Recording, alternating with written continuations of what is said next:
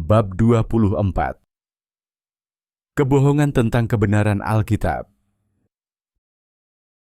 Alkitab memberitahu kita bahwa masa kesengsaraan adalah masa di mana segala sesuatunya menyangkut perilaku manusia. Kita mengetahui hal ini karena teladan Alkitabiah tentang Nuh. Pada bab sebelumnya, kita telah membahas bahwa Nuh hidup pada masa paling jahat di bumi, dan itulah sebabnya Tuhan menghancurkan segalanya dengan air bah. Alkitab juga memberitahu kita bahwa zaman sekarang sama seperti zaman Nuh. Dalam ayat kedua di sini, kedatangan anak manusia mengacu pada kedatangan Yesus yang kedua kali.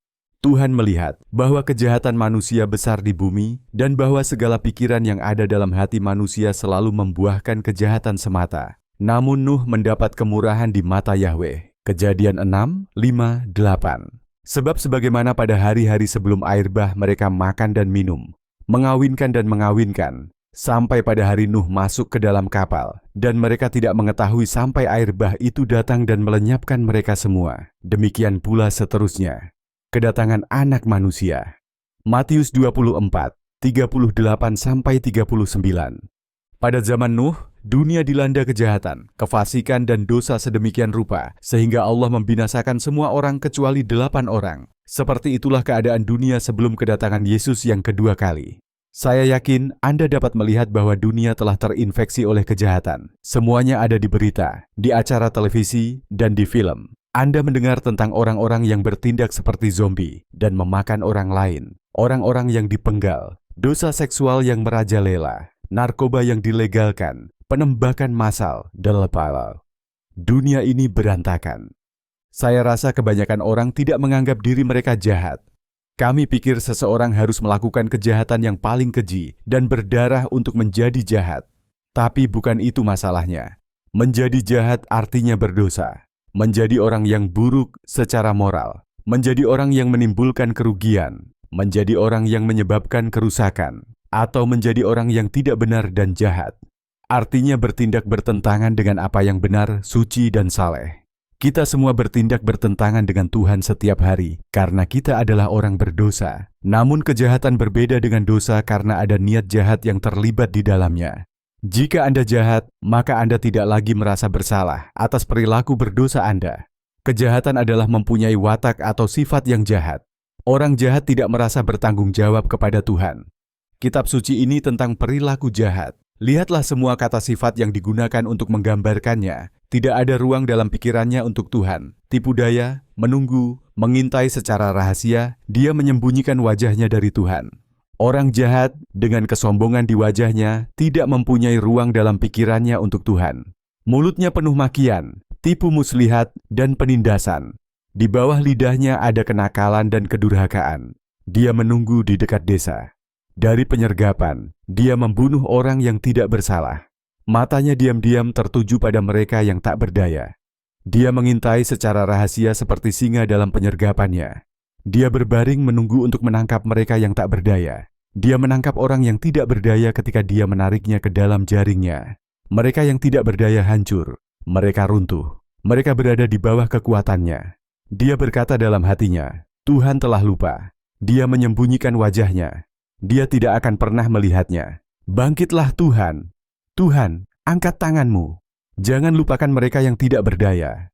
Mengapa orang jahat mengutuk Tuhan dan berkata dalam hatinya, Tuhan tidak memperhitungkan aku? Mazmur 10, 4, 7-13. Kejahatan yang lazim ini akan berbohong kepada Anda tentang apa yang diterima secara moral. Kejahatan tidak memiliki moralitas atau kebenaran. Dengan kejahatan, apapun bisa diterima. Kita telah melihat kejahatan bekerja di bumi selama ribuan tahun. Berharap untuk melihat peningkatan perilaku tidak bermoral dan penerimaan masyarakat atas perilaku ini. Percabulan akan merajalela. Hal ini mencakup pengabaian terhadap ajaran Alkitabiah tentang keperawanan dan hubungan pernikahan heteroseksual yang monogami. Kemarahan akan menjadi tidak terkendali. Anda akan menyaksikan peningkatan kekerasan, pembunuhan, dan kemarahan yang kesemuanya akan Anda dengar pembenarannya. Banyak kejahatan kemungkinan besar tidak dihukum, dan tindakan yang pernah dianggap kejahatan kemungkinan besar akan dilegalkan dan dianggap dapat diterima. Ayat ini memberitahu kita bahwa pelanggaran hukum sudah terjadi, namun secara diam-diam. Namun, begitu pengangkatan terjadi, hal itu bukan lagi rahasia. Saat itulah pengekangnya, Roh Kudus disingkirkan. Pada saat itu manusia durhaka, antikristus, akan berkuasa. Sekarang ada alasan mengapa dia disebut sebagai manusia durhaka. Itu karena cara dia berperilaku. Dia akan menjadi jahat dan mengabaikan semua moralitas. Sebab hari itu tidak akan tiba sampai terjadi pemberontakan besar melawan Allah dan manusia durhaka terungkap yang membawa kebinasaan. Sebab pelanggaran hukum ini telah terjadi secara sembunyi-sembunyi dan akan tetap menjadi rahasia sampai orang yang menahannya menyingkir. Tesalonika kedua 3:7. Terjemahan Hidup Baru. Alkitab memberitahu kita dosa-dosa apa saja yang akan terjadi setelah pengangkatan. Mari kita lihat. Tetapi ketahuilah ini, bahwa pada hari-hari terakhir akan datang masa-masa yang menyedihkan. Sebab laki-laki akan menjadi pencinta diri sendiri, pencinta uang, sombong, penghujat, durhaka kepada orang tua, tidak tahu berterima kasih, tidak suci, tanpa kasih sayang alamiah, tak kenal ampun, pemfitnah, tanpa pengendalian diri, garang, tidak pencinta kebaikan, pengkhianat, keras kepala, sombong, lebih menyukai kesenangan daripada mencintai Tuhan, menganut kesalehan secara lahiriah, tetapi mengingkari kekuatannya. Kedua Timotius 3:1-5. Kamu berasal dari ayahmu, iblis, dan kamu ingin melakukan keinginan ayahmu. Dia adalah seorang pembunuh sejak awal, dan tidak berdiri di dalam kebenaran, karena tidak ada kebenaran di dalam dirinya. Ketika dia berbohong, dia berbicara sendiri. Fatau dia pembohong dan bapak segala kebohongan. Yohanes 8:44. Ketika murka kesengsaraan mulai terjadi di bumi, kita belajar dari Alkitab bahwa kebanyakan orang akan terus mengabaikan Tuhan. Inilah dosa-dosa yang mereka tolak untuk bertobat. Di luar kota terdapat anjing-anjing, tukang sihir, orang-orang yang tidak bermoral, para pembunuh, para penyembah berhala, dan semua orang yang senang hidup dalam kebohongan. Wahyu 22:15, terjemahan Hidup Baru. Umat manusia yang lain, yang tidak terbunuh oleh malapetaka-malapetaka ini, tidak bertobat dari perbuatan tangan mereka, bahwa mereka tidak mau menyembah setan-setan, dan berhala-berhala yang terbuat dari emas, dan perak, dan dari kuningan, dan dari batu, dan dari kayu, yang tidak bisa melihat, mendengar, atau berjalan. Mereka tidak bertobat atas pembunuhan mereka, sihir mereka, percabulan mereka, atau pencurian mereka. Wahyu 9:20-21. Orang-orang dihanguskan oleh panas terik, dan orang-orang menghujat nama Tuhan yang berkuasa atas wabah ini.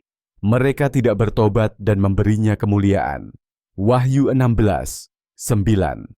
Berita utama baru-baru ini menyoroti moralitas kita sebagai masyarakat. Sepertinya dosa sudah merajalela di hadapanku. 9 negara bagian sekarang mengizinkan pembunuhan bayi hingga lahir setelah Illinois melegalkan semua aborsi. Senat menolak RUU Lahir Hidup karena pendukung anti-aborsi menghidupkan kembali perdebatan aborsi jangka akhir. Massachusetts menjadi negara bagian ke-16 yang melarang terapi konversi bagi remaja homoseksual. Keinginan yang diharapkan. Partai Demokrat Texas berusaha melarang kekristenan dengan menggunakan apa yang disebut Undang-Undang Anti-Diskriminasi. Penyiar publik Kanada menayangkan film dokumenternya yang merayakan anak-anak yang diseret. Sponsor makanan utuh jam cerita waria untuk mengindoktrinasi anak-anak dengan penyimpangan, pedofilia, dan transgenderisme. Nasionalisme Kristen kulit putih, bukan sekularisme yang menghancurkan Amerika. Kasus Epstein bukanlah kasus aneh. Perdagangan seks anak merajalela di Amerika Serikat. Penangkapan Jeffrey Epstein adalah puncak gunung es. Perdagangan manusia adalah kejahatan dengan pertumbuhan terpesat di dunia. Kokain senilai 1,1 miliar dolar yang disamarkan sebagai kedelai yang disita pihak berwenang Jerman. Pejabat Amerika Serikat di Philadelphia menghancurkan 16 ton kokain yang bernilai lebih dari 1 miliar dolar. Ada lebih banyak penembakan massal dibandingkan jumlah harian pada tahun ini. 29 negara di mana pernikahan sesama jenis secara resmi sah. 27 terbakar sampai mati saat tindakan kekerasan ekstrim meningkat di Meksiko. Sama seperti saat ini, Anda akan dicap sebagai rasis, fanatik, dan pembenci jika Anda menentang norma-norma budaya baru yang akan dipromosikan oleh antikristus.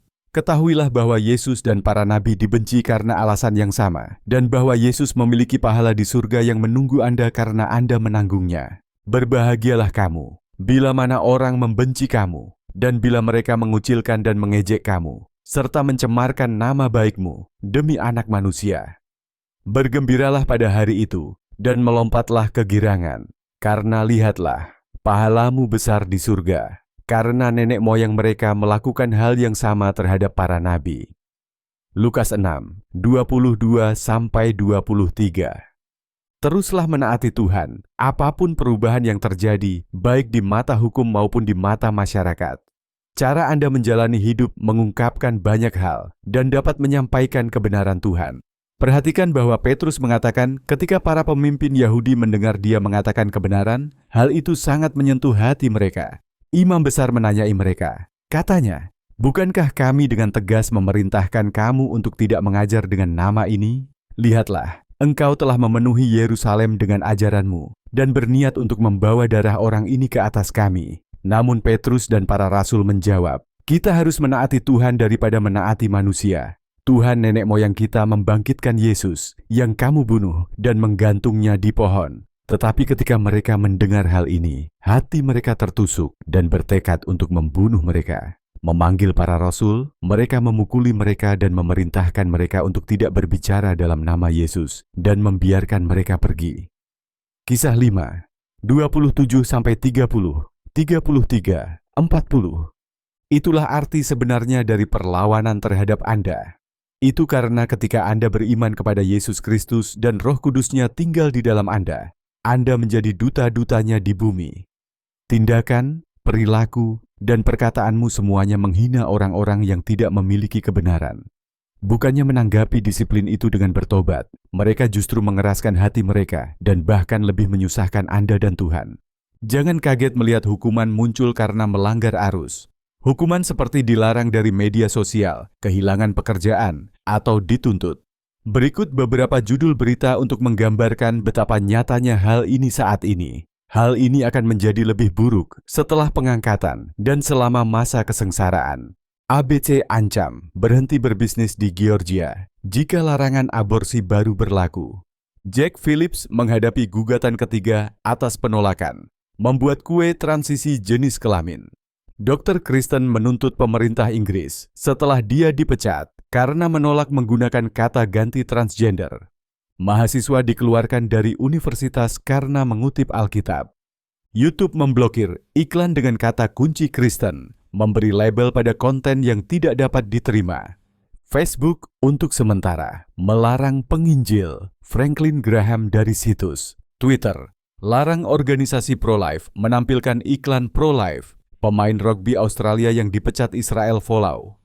Menuntut federasi, mengklaim kontrak berakhir secara tidak sah karena keyakinan Kristen. Jika disebut fanatik, berarti saya mempertahankan keyakinan saya menganggapnya sebagai lencana kehormatan. Dr. Kristen yang menolak memanggil nyonya. Pria, berjanggut 6. Kaki menceritakan mengapa dia bertekad untuk melawan kasus hukum penting. Lihatlah apa yang terjadi di Tiongkok dengan sistem kredit sosialnya sebagai contoh apa yang akan terjadi. Sistem kredit sosial Tiongkok telah digunakan oleh jutaan orang sejak tahun 2014 dan dijadwalkan akan diberlakukan sebagai sistem wajib pada tahun 2020. Negara ini mengumpulkan banyak sekali data tentang setiap orang, termasuk keuangan, media sosial, catatan medis, pembelian online, masalah hukum, dengan siapa setiap orang bergaul, berapa lama Anda bermain video game, dan rekaman kamera pengawas. Skor seseorang naik atau turun tergantung pada pilihan dan perilaku sosial. Ini dimaksudkan untuk memberi insentif pada perilaku tertentu. Mereka ingin mempersulit orang-orang yang tidak sesuai dengan apa yang mereka anggap sebagai perilaku yang pantas untuk hidup di masyarakatnya. Orang-orang dengan skor rendah akan dikenakan pembatasan perjalanan. Tidak diberi kesempatan mendapatkan pendidikan, dilarang mendapatkan pekerjaan tertentu, dan bahkan hewan peliharaannya mungkin dibawa pergi. Sistem seperti ini tidak jauh dari kenyataan bagi sebagian besar dari kita di dunia. Lihat berita utama terbaru ini. Para ahli mendesak Uni Eropa untuk melarang sistem pemeringkatan kredit sosial yang dirancang kecerdasan buatan. Line menjadi Orwellian pada pengguna Jepang dengan sistem penilaian kredit sosialnya. Negara-negara Barat mungkin lebih dekat dengan sistem penilaian kredit sosial Tiongkok daripada yang Anda bayangkan. Mengapa skor reputasi baru Facebook bisa menjadi pembunuh kebebasan? Apakah Silicon Valley membangun sistem kredit sosial ala Tiongkok? Sekarang bayangkan setan, yang merupakan definisi kejahatan, memegang kendali penuh atas sistem kredit sosial seperti yang dimiliki Tiongkok. Ingatlah bahwa sistem setan mencakup kendali penuh atas perekonomian dengan mata uang dan mark global. Seperti yang saya sebutkan di bab 23 mengenai cara memerangi kebohongan tentang Yesus, prinsip yang sama juga berlaku di sini. Lawanlah perbuatan amoral dengan membaca Alkitab Anda dan memahami keinginan Tuhan agar Anda menjalani kehidupan yang kudus. Jika Anda beriman kepada Yesus, ketahuilah bahwa apapun yang Anda lakukan dan tidak seorang pun, bahkan setan sendiri, dapat menyingkirkan Anda dari perlindungan Tuhan. Dalam ayat-ayat ini, malaikat, pemerintah, dan penguasa semuanya mengacu pada setan dan pasukan malaikat jatuhnya. Sebab aku yakin bahwa baik maut maupun kehidupan, baik malaikat-malaikat maupun pemerintah-pemerintah, baik yang ada sekarang maupun yang akan datang, atau kuasa-kuasa, baik yang di atas maupun yang di bawah, maupun makhluk ciptaan lainnya, tidak akan mampu memisahkan kita dari kasih Allah yang ada di dalam Kristus Yesus, Tuhan kita. Roma 8, 38-39. Jika Anda seorang yang beriman, Anda pasti bisa terus terlibat dalam perilaku apapun yang Anda pilih. Namun, itu tidak menguntungkan bagi Anda. Dosa memisahkan Anda dari Tuhan. Dengan terus menjalani kehidupan yang penuh dosa, Anda terus memisahkan diri dari Tuhan. Ini juga tidak menguntungkan bagi siapapun yang Anda sayangi. Bagaimana mereka bisa mengenal Yesus dan diselamatkan jika Anda terus bertindak seolah-olah Anda milik setan? Sebagaimana pesan Rasul Paulus, kenakanlah sifat baru yang seperti Tuhan dan suci. Anda berkata, saya boleh melakukan apa saja, tetapi tidak semuanya baik bagi Anda. Anda bilang, saya boleh melakukan apa saja, tapi tidak semuanya bermanfaat. 1 Korintus 10:23 terjemahan hidup baru. Karena engkau telah mendengar tentang Yesus dan mempelajari kebenaran yang datang darinya, buanglah sifat lamamu yang penuh dosa dan cara hidupmu yang lama, yang telah dirusak oleh nafsu dan tipu daya. Sebaliknya, biarkan Roh memperbarui pikiran dan sikap Anda. Kenakan sifat barumu, yang diciptakan seperti Tuhan, benar-benar benar dan suci. Efesus 4:21-24 terjemahan hidup baru. Kembangkan hubungan yang kuat dan dekat dengan Tuhan, dan jadilah terang di antara kegelapan kejahatan yang mengelilingi Anda. Jadilah duta bagi Yesus yang membuat Dia bangga dan menjadi orang yang menarik orang lain kepadanya, sehingga mereka juga bisa diselamatkan. Anda adalah terang dunia, kota yang terletak di atas bukit tidak bisa disembunyikan. Dan janganlah kamu menyalakan pelita dan menaruhnya di bawah bakul pengukur, melainkan di atas dudukannya. Adan itu bersinar untuk semua yang ada di rumah. Sekalipun demikian, hendaklah terangmu bercahaya di hadapan orang, supaya mereka melihat perbuatan baikmu dan memuliakan Bapamu yang di surga. Matius 5:14-16. Jangan tertipu oleh kebohongan setan tentang moralitas dan perilaku apa yang dapat diterima dalam masyarakat antikristus. Anda bertanggung jawab kepada Tuhan, jadi periksalah semua yang Anda dengar dengan firman Tuhan, dan lihat apa yang Dia katakan tentang hal itu.